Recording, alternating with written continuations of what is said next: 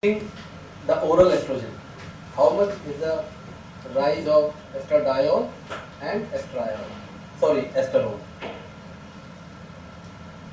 Conjugated equine estrogen, when you take 0.625, estradiol becomes 39, but esterone becomes 153. Okay?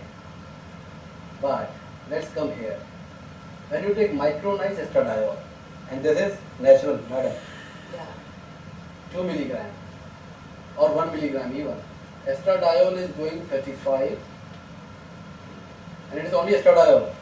But esterone has become 190, which is more than 153. When you take 2 milligram, it is 63 and 300.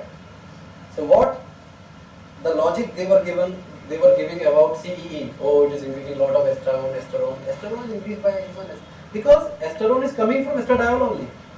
Esterification होने के बाद ही आने वाला है. So that is a high. That CEE esterone, their esterone hypothesis is a high. Let's not go with that. Done? Because whether CEE or this, the only benefit here is estradiol, that estradiol is good. 63. Right? And second, it is a natural micronized, so acceptability is good, side effect profile is better. But when we talk about efficacy and potency wise, and the metabolites are the same. Done?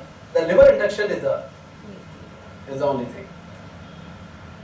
And the dose, you need a higher dose. 0.6 and here you need 1 or 2. So therefore I put this slide specifically just for you should know that. Otherwise you will always go with that logic of there. So nothing is bad. There's always at some situation something is good.